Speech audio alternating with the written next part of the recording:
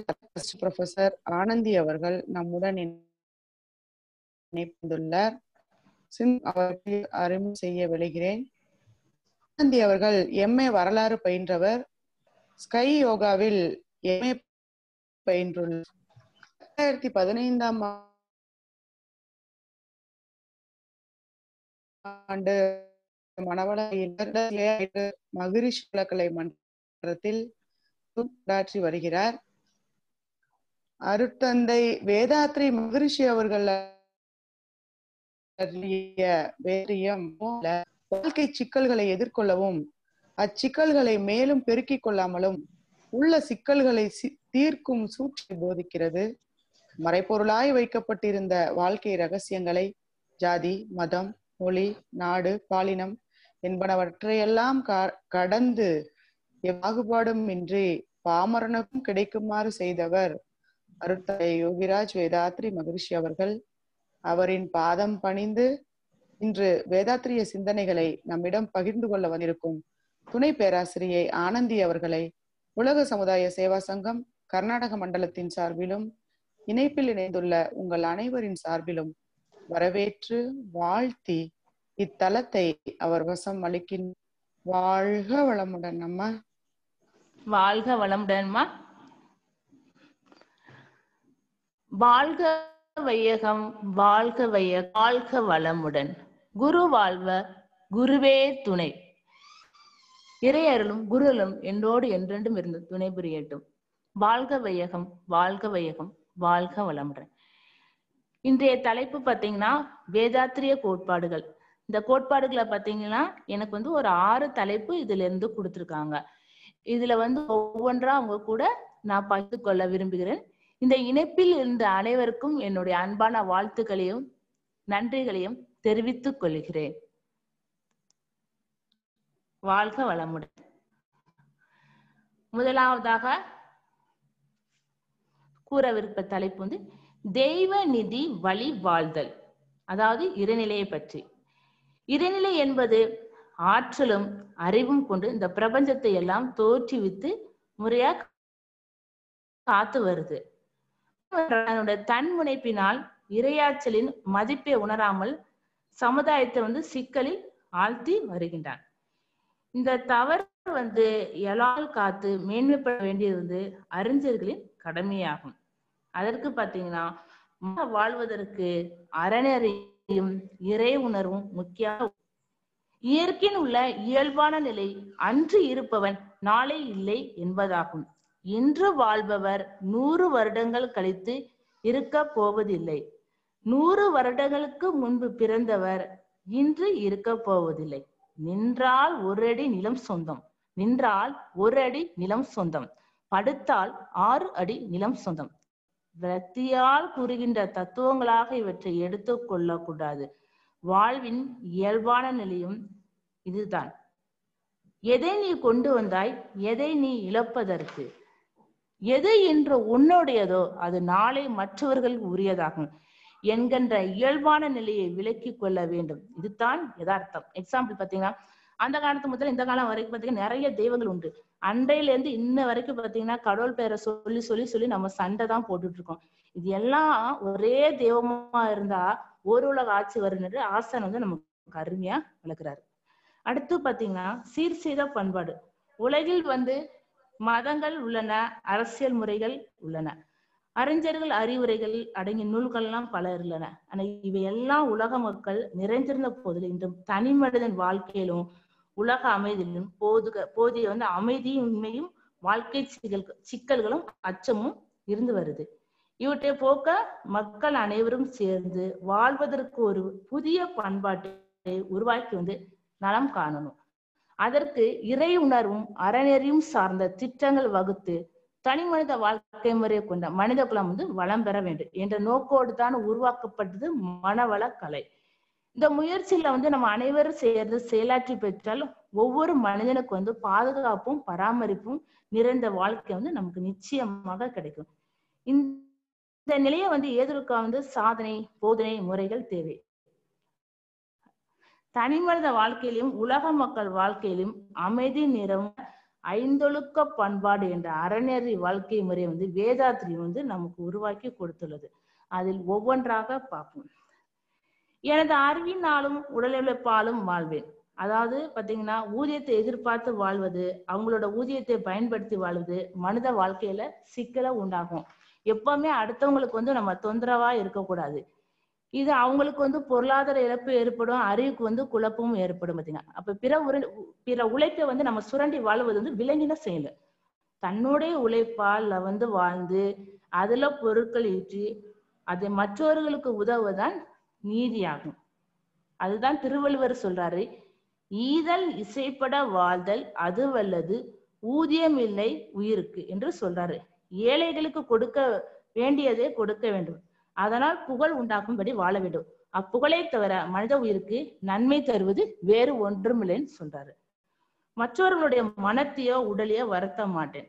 அதாவது மற்றவர்கள் மனத்தையோ உடலையோ வருத்த மாட்டேன்னு சொல்றது பாத்தீங்கன்னா, இன்னைக்கு பார்த்தா நம்ம அது அப்படி செய்யறது வந்து நம்ம இறைநிலைக்கே செய்கின்ற பழிச்சே.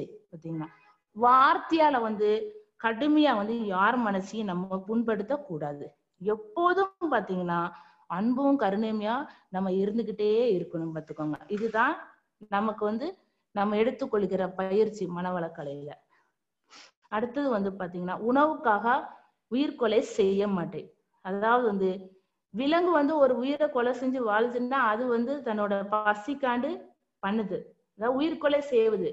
உணவை உண்டு வாழ்வது அதோட தன்மை. ஆனா விலங்கினத்துல இருந்து வித்து தொடர்ல வந்த மனுஷன்கிட்டே அந்த பதிவு இருக்கு. அதனால உணவுக்காக வேற்று உயிரை வந்து கொன்று பறித்து உண்ணுதல் பழக்கம் வந்து கருவழிய வரும் தொடர் விளைவு தானே. அது ஒண்ணும் செய்ய முடியாது. உலகில் வந்து எந்த மூலையில வந்து எல்லா பொருட்களும் வந்து இப்ப பிற இடங்களுக்கு வந்து ஈஸியா வந்து செல்வதற்கு வந்து எல்லா வசதியும் ஏற்படுச்சு. அப்ப நாம என்ன செய்யணும்னா, பிற உயிரை வந்து கொன்று வாழ்தலை தவிர்த்துட்டு விலங்கினமாக நம்ம மனிதன் இருக்கக்கூடாது. அந்த விலங்கின பதவியிலிருந்து நம்மளை மாத்திக்கணும். அப்படி வாழ்வதற்கு வந்து மனவளக்கலையில் வந்து பயிற்சிகள் அனைத்து வந்து நமக்கு எளிமையா கொடுத்துருக்காங்க. அதுல வந்து நம்ம வந்து அந்த தவத்தை மேலும் பண்ண போதும் பாத்தீங்கன்னா, நமக்கு வந்து அன்பும் கருணையும் நமக்குள்ள ஆட்டோமேட்டிக்கா உண்டாகும். அப்ப எந்த உயிரை பார்த்தாலும் வந்து நமக்கு அன்பும் கருணையுமாக தான் தோணும். ஒரு உயிரை வந்து நம்ம கொல்லும் போது பாத்தீங்கன்னா, அது அம்மா எனக்கு அதரும் அப்படி கத்தும் போது பாத்தீங்கன்னா நமக்கு வந்து வலிக்குது இல்ல. அப்போ வந்து அந்த நிலைமைக்கு நம்ம வரணும்னா, அந்த அன்பு வந்து நமக்குள்ள இருக்குன்னா, அதுக்கு வந்து நம்ம தவம் வந்து நல்லா செஞ்சு செஞ்சு பழகும் போது அந்த நிலைமைக்கு நம்ம மேல வருவோம். அடுத்தது பாத்தீங்கன்னா, பிறர் பொருளை வாழ்க்கை சுதந்திரத்தை வந்து போற்றி காப்பேன்.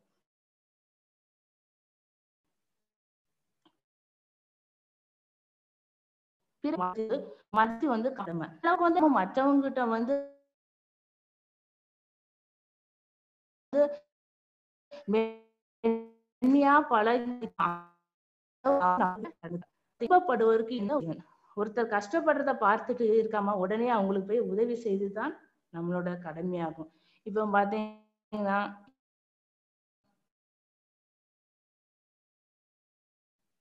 இருக்காங்க ஆதரவு உங்களால வந்து ஒண்ணும் பண்ண முடியாது. அப்ப நாம என்ன செய்யணும், நாம போய் முன் வந்து அவங்களுக்கு உதவி செய்யணும். வந்து துன்பப்படுவதற்கு நாம செய்ய உதவி. ஃபார் எக்ஸாம்பிள் பாத்தீங்கன்னா, வந்து சென்னையில இருந்து சென்னை போயிருந்தேன். அங்கிருந்து தாம்பரத்துல இருந்து நான் வந்து தமிழ்நாடு ஸ்போர்ட்ஸ் யூனிவர்சிட்டிக்கு போகணும். நான் போகும்போது பாத்தீங்கன்னா, என் கூட ஒரு பொண்ணு ஏறிச்சு. நான் காண்டி வெயிட் பண்ணிட்டு வரும்போது பாத்தீங்கன்னா, அந்த பொண்ணு வந்து அன்னைக்கு கொண்டு அன்னைக்கு பார்க்க பர்சையும் வச்சுட்டு வந்துட்டா. வேற காசும் வீட்டுல இருந்து எடுத்துடல. கண்டக்டர் அந்த இடமோ அந்த இடத்துக்கு அந்த பொண்ணுக்கு டிக்கெட் நான் எடுத்து கொடுத்தேன். அதை பார்த்து அந்த பொண்ணு பாத்தீங்கன்னா அவ்வளவு சந்தோஷப்படுச்சு. அப்ப வந்து பாத்தீங்களா, என் மனசு அவ்வளவு ஆனந்தமா இருந்தது. நான் வந்து எதிர்பார்க்கல. இந்த என்னை பார்த்து பார்த்து வாழ்த்து ரொம்ப நன்றிக்கா நன்றிக்கா.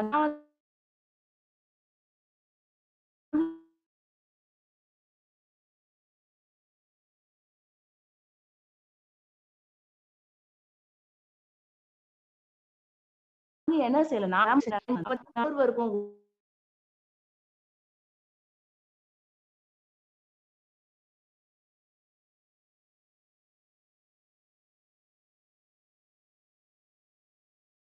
ஒவ்வொரு பழக்கம் வந்து குறைஞ்சு போய் காணப்படுது. இந்த காலத்துக்கு ஏற்றவாறு வந்து சிந்தனையாளர்கள் வந்து கொண்டு திருத்தம் செய்ய வேண்டியது கடமை. அதாவது பெரிய பெரிய மகான்கள் வந்து நமக்கு நிறைய கொடுத்திருக்காங்க. அப்போ மனித குலத்துல வந்து பாத்தீங்கன்னா குழந்தைகள் முதல் வந்து பெரியவர் வரை எல்லாருமே வந்து இருக்காங்க. கல்வி அறிவுடையவர் கல்வியற்றோர் நிறைந்து இருக்காங்க. அவர்கள் எல்லாம் செய்த செயல் வந்து அவங்கவுங்க செய்த செயல் வந்து அவங்களுக்கு சரியா தோன்றலாம். அது தப்பா சரியான்னு கூட ஒரு சிந்திக்கும் தன்மை இல்லாம இருக்குது. அதையெல்லாம் மாற்றி அதே வந்து சிந்தனையாளர்கள் கொண்டு ஒரு அறிஞர் குழுக்கள் வந்து தீர்மானித்து வந்து ஒரு நல்ல சிந்தனைகளை அந்த சமுதாயத்திற்கு வந்து கொடுக்க வேண்டும். அப்போ வந்து அப்படி கொடுக்கும் ஒரு சமுதாய திட்டங்கள் எல்லாம் கொண்டு வரும்போது அந்த வாழ்க்கை நெறிமுறைகள் எல்லாம் கண்டிப்பாக மாற்றப்படும். அப்படி பாத்தீங்கன்னா எத்தனையோ மகான்கள் வந்து இந்த உலகத்துக்கு வந்திருக்காங்க. நம்ம சொல்லலாம் விவேகானந்தர் எல்லாம் நிறைய பேர் எடுத்துக்காட்டு சொல்லலாம். ஆனா எல்லாரும் வந்து ஒவ்வொரு கருத்துக்களை வந்து நம்ம உலகத்துக்கு வந்து சொல்லிக்கிட்டே இருக்கிறாங்க. ஆனா நம்ம வேதாத்திரி மகரிஷி என்ன சொல்றாங்கன்னா, நான் 40 வருஷமா ஒரு கிணறு தோண்டிட்டேன். அந்த கிணறு ஆழமா நான் தோண்டிட்டேன். அதுல வந்து தண்ணியும் வந்துச்சு. அந்த சுவை வந்து ரொம்ப அருமையா இருக்கு. அது நீங்களும்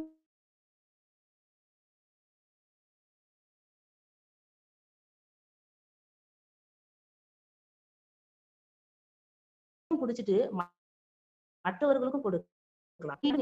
வந்து அனைத்து பயிற்சி காயக்கல்ப பயிற்சி, அகத்தாய் பயிற்சி, உடல்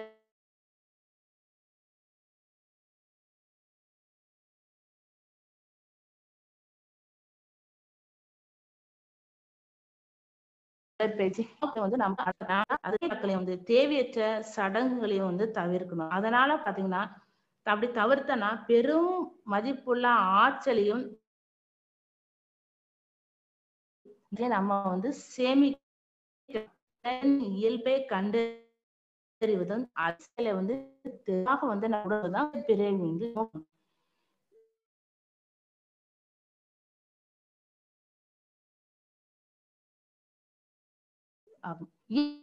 நம்ம ஆலயங்களை வந்து பாத்தீங்கன்னா விழாக்கள் வந்து நடக்கும். அதுல வந்து எந்தவித அரண்டு வந்து தெய்வத்துக்கு உண்மையில வந்து இறை ஆற்றலுக்கு பேரியக்க மண்டலத்தின் சொத்து தான். மனிதன் வந்து எத்தகைய பொருட்களையே அதுக்கு வந்து கொடுக்க முடியாது. நம்ம கோயிலுக்கு போனோம்னா என்ன செய்யறோம், எல்லாமே பாக்குறோம் வைக்கிறோம். நம்ம வந்து இறைநிலை வந்து நாம உணரணும். தினசரி வாழ்க்கைக்கு தேவையான பொருட்கள் எல்லாம் வந்து விற்பனை செய்வதற்கு வந்து ஒரு இடம் இல்லாம இருந்துச்சு. அப்ப என்ன செய்வோம்னா ஒரு இடத்துல இருந்து இன்னொரு இடத்துக்கு போய் தான் எல்லாமே வாங்கிட்டு வரும். அப்ப பாத்தீங்கன்னா ஒரு பொருள் இருக்கு, ஒரு பொருள் இருக்காது. அப்ப அந்த காலத்துல உள்ள பெரியவங்க எல்லாம் என்ன செஞ்சாங்கன்னா வார சந்தை, மாத சந்தை இந்த மாதிரி எல்லாம் வந்து ஏற்பாடு பண்ணுவேன். அப்ப வந்து எல்லா பொருளும் வந்து மக்களுக்கு வந்து ஈஸியா வந்து வாங்குறதுக்கு வந்து வழி கிடைச்சு. இதுக்கு என்ன செய்தாங்கன்னா பிற்காலத்துல வந்து ஒரு பெரிய கோயில வந்து மையமா வச்சு அங்க திருவிழாக்கள் நடத்தி அந்த திருவிழா வந்து எல்லா வியாபாரிகளும் வந்து பங்கு பெற வச்சாங்க. அப்ப வந்து ஒவ்வொரு நாளும் ஒவ்வொரு தொழில வந்து சேர்ந்தவங்க வந்து அந்த திருவிழாவை நடத்தணும்னு சொல்லிட்டு அந்த சொல்லி கோயில் வந்து அதிகாரிகளோட என்ன செஞ்சாங்க, ஒப்பந்தம் போட்டு ஒரு முறை வந்து இந்த திருவிழாக்களை நடத்தினாங்க. ஆனா இன்றைய காலத்துல அப்படி இல்லை. திருவிழாக்களை நம்ம நடத்தும் போது எந்த பயனுமே அதுல பெரிய தொழிலதிபர்கள் பார்த்தீங்கன்னா ரொம்ப அவங்களுக்கு தான் வந்து பாத்தீங்கன்னா இது வந்து பயன்படுற மாதிரி இருக்குது.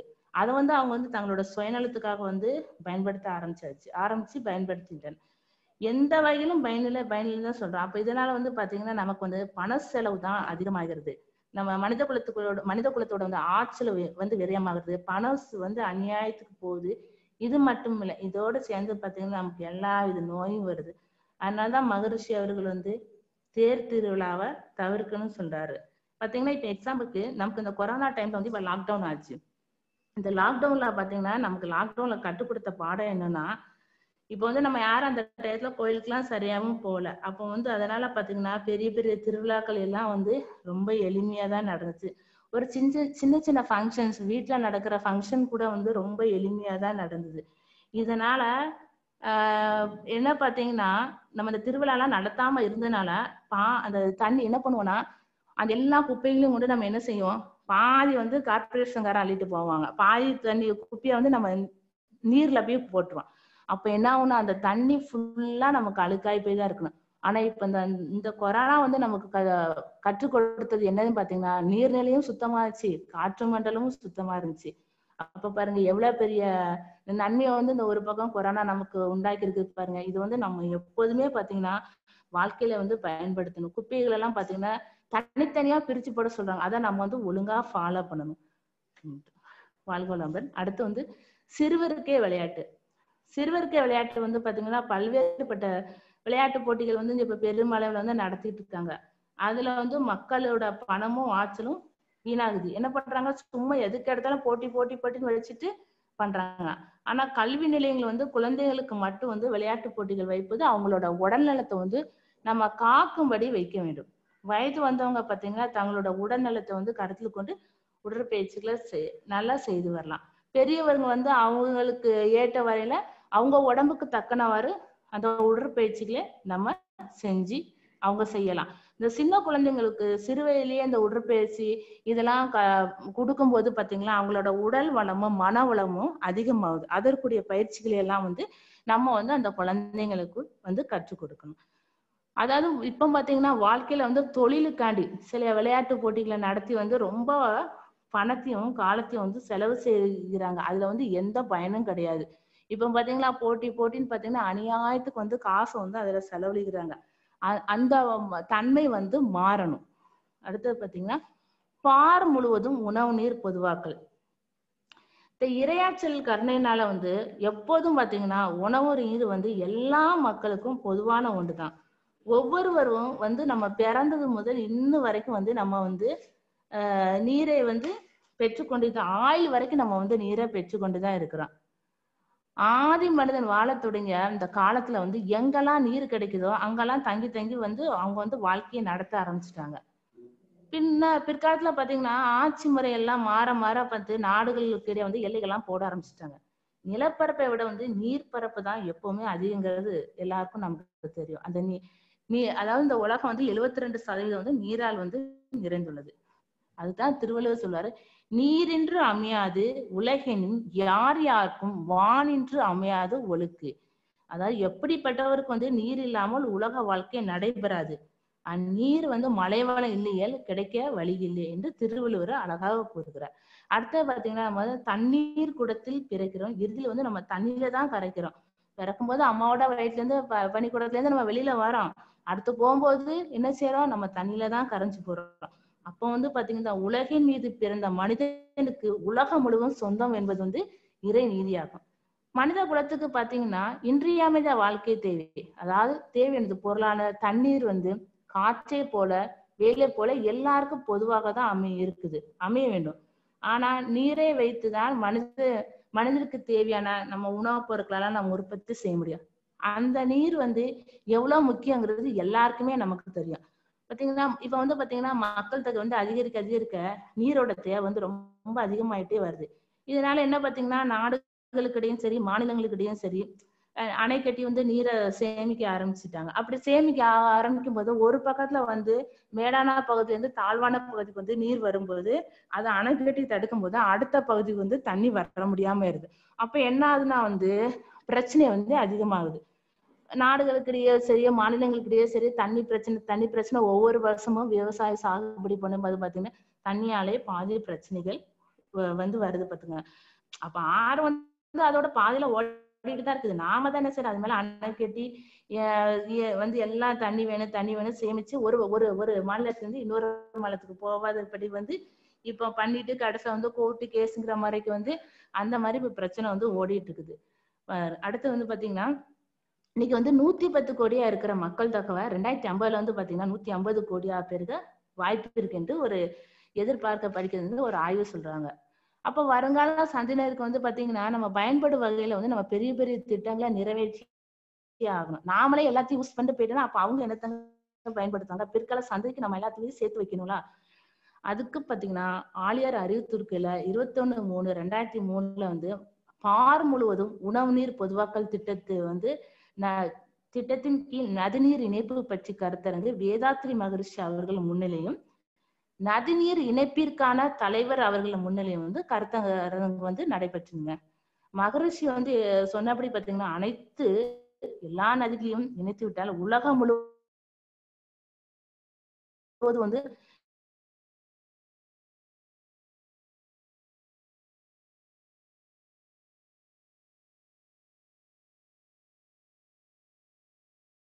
நீருக்கும் பஞ்சம் இருக்காது. அதாவது இந்த திட்டத்துல பாத்தீங்கன்னா வந்து இந்த திட்டத்துக்கு பயன்படுத்துறாங்க. இந்த திட்டத்தை வந்து இந்த திட்டத்தின் இந்த திட்டத்தின் மூலமா பாத்தீங்கன்னா ஒரு இடத்துல இருந்து இன்னொரு இடத்துக்கு தண்ணி வந்து செல்றதுக்கு ஈஸியா இருக்கு. எந்த பகுதியில வந்து மழை வந்து அதிகமா பெஞ்சு தண்ணி வந்து வெள்ள பெருக்கு எடுத்து கடலை கலக்குதோ அத வந்து என்ன பண்றது எல்லாமே சமமான நிலைமையில இருக்கும். நம்ம வந்து அந்தக்கு வந்து பாதிப்பட்ட பகுதியில் வந்து எப்போதுமே குடிநீர் விவசாயத்திற்கும் நீர் வந்து கிட்டே இருக்கும். அடுத்து பாத்தீங்கன்னா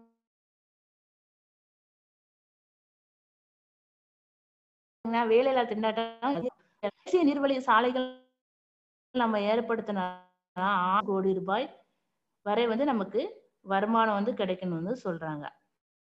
அதாவது அப்ப பாத்தீங்கன்னா முதுகெலும்பாகிய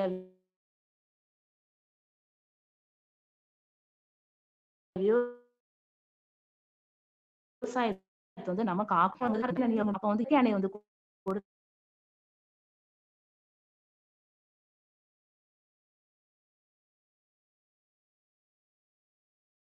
கொடுத்த சொத்தை பாத்தீங்கன்னா இந்த பழத்தை எழுதி கொடுக்கணும். அதுதான் வந்து ஏற்றம் பஞ்சபூதன் நவக்கிரகத்துல. அடுத்து பாத்தீங்கன்னா மலை வாழ்த்தியும் வந்து உலக நல்ல வாழ்த்தியும் அதான் வந்து அவர் வந்து தவமுடியில வந்து நமக்கு கொடுத்திருக்கிறார். ஏன்னா எப்போதுமே எல்லாரும் சேர்ந்து வாழ்த்தும் போது அந்த வாழ்த்து அலை வந்து பிரபஞ்சத்துல கலந்து கண்டிப்பா வந்து மழையா நமக்கு பெய்யும். அதனாலதான் வந்து தவமுடியில எப்போதுமே மலை வாழ்த்தியும் வந்து உலக நல வாழ்த்தியும் வந்து ஐயாவன் வந்து நமக்கு பாட சொல்றது. அடுத்தது பாத்தீங்கன்னா ஒவ்வொருவரும் நம்ம மரக்கண்டுகளை நட்டு வைக்கணும். ஒரு மரம் நட்டா இந்த மண்ணை போனாலும் இந்த மரம் வந்து நினைக்கும் வச்சுட்டு போனாங்களே. அதே மாதிரி நாம வந்து இறந்து சொந்தக்காரங்க வந்து நினைச்சு வருத்தப்படுமா. அப்படி பாத்தீங்கன்னா நான் என்ன செய்வேன்னா ஒவ்வொரு தடவையும் வெளியூருக்கு எங்கேயாவது போயிட்டு வரும் பாத்தீங்கன்னா ரொம்பலாம் இல்லைங்க, வெறும் 10 ரூபாய் தான். அந்த மரக்கண்டு ஏதாவது வாங்கிட்டு வந்து வீட்டுல வச்சுட்டு ஒரு சடன் ஸ்டேஜ் வளர்ந்ததுக்கு அப்புறம் பார்க்ல வந்து வச்சிருவேன். அப்ப வந்து நான் வாக்கிங் போகும்போது பாத்தீங்கன்னா அதை அப்படி வாழ்த்திட்டே போகும்போது பாத்தீங்கன்னா சந்தோஷமா இருக்கும்.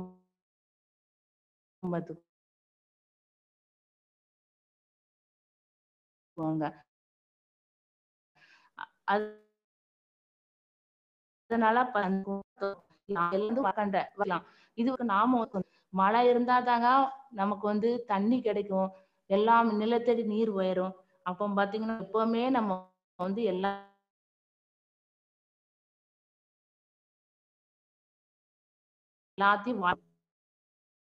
அப்போ பாத்தீங்கன்னா நம்ம வந்து பயனுள்ள பயன்படுத்தணுங்க. சில பாத்தீங்கன்னா நீர் அநியாயத்துக்கு வேஸ்ட் பண்றத தயவு செஞ்சு நம்ம மாத்தணும். ஒவ்வொருவரும்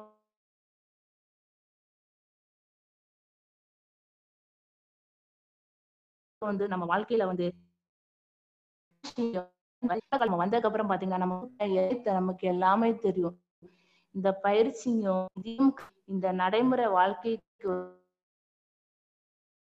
வந்து இத கொண்டு பயன்படுத்தி நம்ம எல்லாம் மகரிஷியோட மிகப்பெரிய தொண்டு. அதுக்குத்தான் நாம வந்து எல்லாருமே ஞானாசிரியர்களா வந்து அவர் வந்து நம்ம வந்து உருவாக்கி கொடுத்து இன்னும் வந்து நிறைய பேரை உருவாக்க சொல்லி கொடுத்து நம்மள வந்து இந்த பயிற்சிக்கு வந்து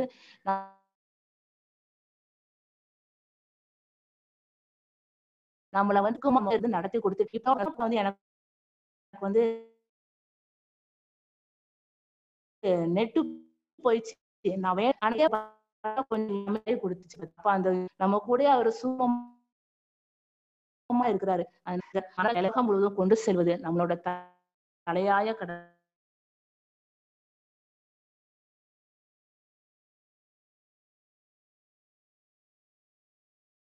கடமையா. இந்த வாய்ப்பை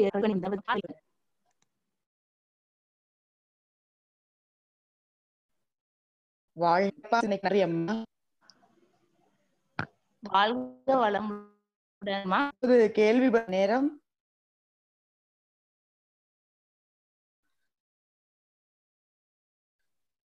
அன்பெல்லாம் கேள்வி தயாராக இருங்கள். அதற்கு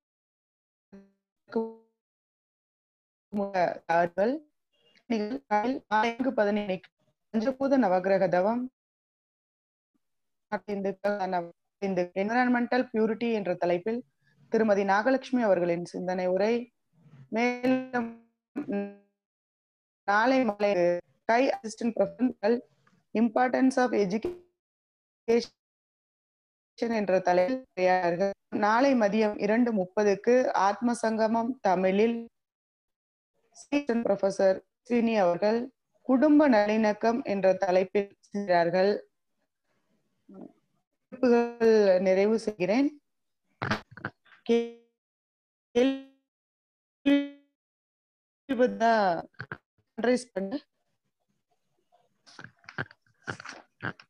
அம்மா கேள்விகள் யாரும் ஐயா அவர்கள்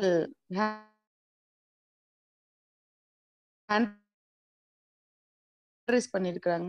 ஐயா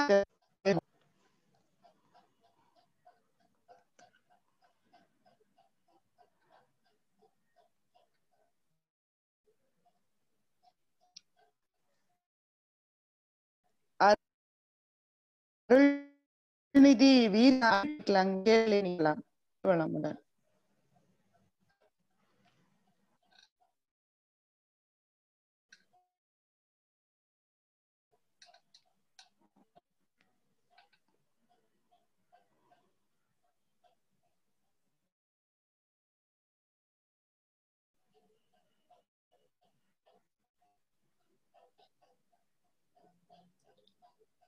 மகேஸ்வரி அம்மா அவர்கள் நினைக்கங்கம்மா.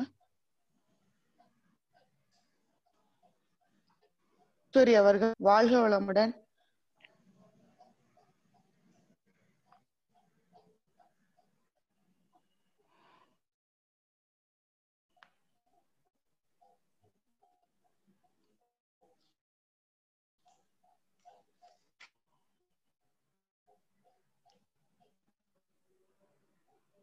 மகேஸ்வரி அவர்கள்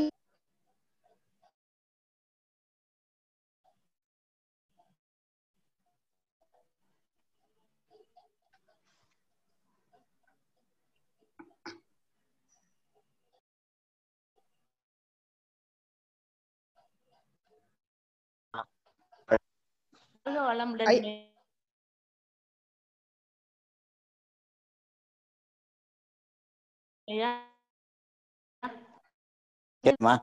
சிறப்பா நான் இப்ப உங்களோட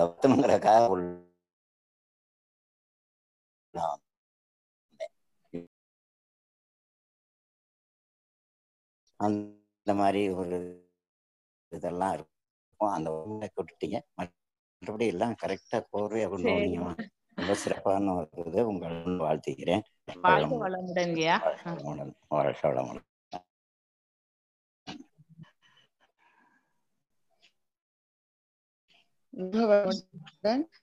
மகேஸ்வரி அவர்கள் வாழ்க வளமுடன். கேக்குதாமா? செய்து கொள்ளலாம்.